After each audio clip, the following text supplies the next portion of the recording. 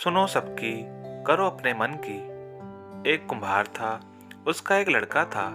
एक दिन बाप और बेटे दोनों कुछ काम के लिए शहर जा रहे थे। वे अपने गधे को भी साथ ले जा रहे थे। आगे बाप, बीच में गधा और पीछे बेटा, ऐसे वो लोग चल रहे थे। थोड़ा सा चलते ही एक गांव आ गया। गांव में कुछ बच्चे खेल रहे थे। उस बच्चे ने इन दोनों का जुलूस देखा।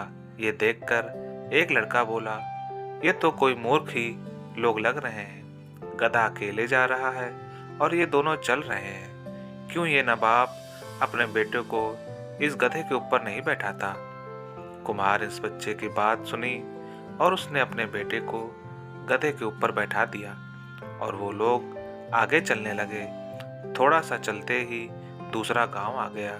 इस गांव में कुछ लोगों का झुंड था और सब मिलकर ये दोनों को देखकर बात कर रहे थे। वे लोग बोल रहे थे कि देखो कैसा कलयुग है। बेटा आराम से गधे के ऊपर बैठा है और बाप बेचारा चल रहा है। बेटे ने सुना और उसने बाप को गधे के ऊपर बैठा दिया और वो खुद चलने लगा। इस तरह चलते चलते कुछ देर बाद तीसरा गांव आ गया। इस गांव में कुछ महिलाएं कुएं में से पानी निकालकर पानी भर रही थी। इस बाप बेटे को देखकर ये महिलाएं भी बातें करने लगी।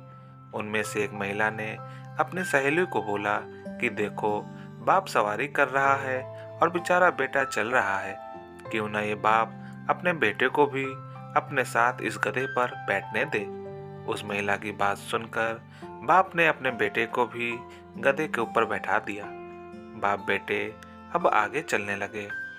अब शरीक ही था, वहां पर एक शहर का आदमी घूमने निकला था। उसने ये दोनों को गधे के ऊपर बैठे देखा और कुम्हार को बोला कि ये गधा आपका है।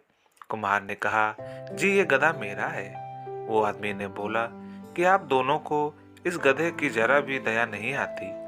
आप दोनों के भार से ये गधा बेचारा मर जाएगा। इस गधे को भी थोड़ी देर के लिए आराम देना चाहिए। आप दोनों इस गधे को थोड़ी देर के लिए उठा लो। बाप और बेटे में ज्यादा अक्ल नहीं थी।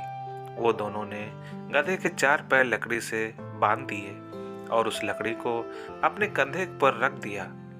गधे को ऐसा लटकते हुए देखकर रास्ते में लोगों की भीड़ जमा हो गई। रास्ते में एक नदी आई। नदी के ऊपर पुल था। लोगों की भीड़ से गधा हिलने लगा। गधे के पैर पर जो रस्सी बंधी थी वो टूट गई और गधा नदी में गिर गया। गधा नदी में डूब गया था। बाप ने बेटे को समझाते हुए बोला कि ये सब हमारे साथ लोगों की बुद्धि के हिसाब से चलने के कारण हुआ है और हमने अपना गधा गुम कर दिया। हमें सुनना सबकी चाहिए, पर करना सिर्फ वही चाहिए जो हमें ठीक लगे। हमारी जिंदगी में भी ऐसा कई बार होता है कि हम दूसरों की सुनते हैं और फिर बाद में पछताते हैं। इसलिए हमारे लिए बेहतर यही होता है कि हम सबको सुनें, पर करें सिर्फ वही जो हमें अच्छा लगे।